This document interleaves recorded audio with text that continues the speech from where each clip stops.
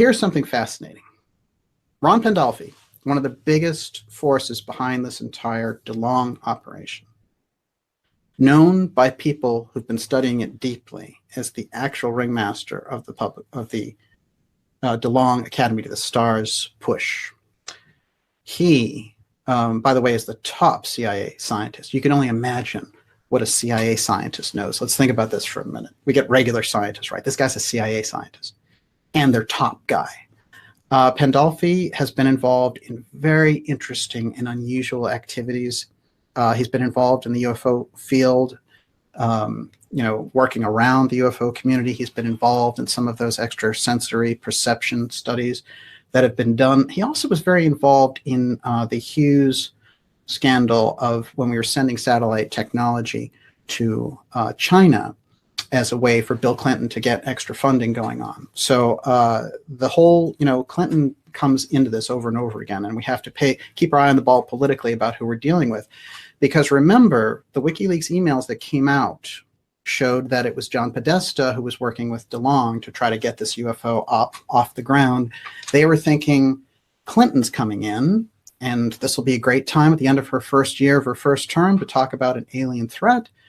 And she can grandstand about it. There were all these WikiLeaks things where she was complaining to Podesta, hey, look, I went on this show. They didn't ask me about UFOs. I spent all this time studying. I'm even using this new term, UAP. What happened? So why was Hillary so interested in talking about UFOs? It's very fascinating. But before we go there, let me further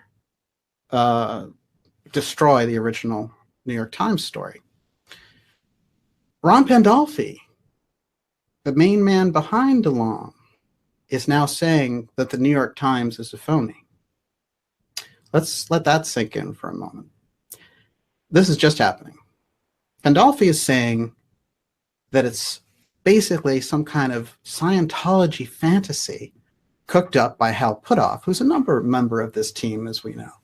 So there's inter-warfare going on in that group about this story, because the New York Times spin, the New York Times Harry Reid spin, was put out quick, in my opinion.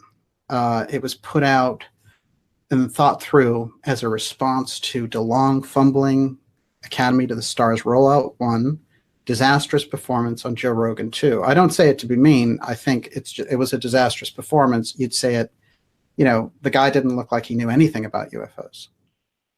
And afterwards, Joe Rogan just, he was like, I try to be polite, but I felt like, I was talking with somebody who was completely out of it.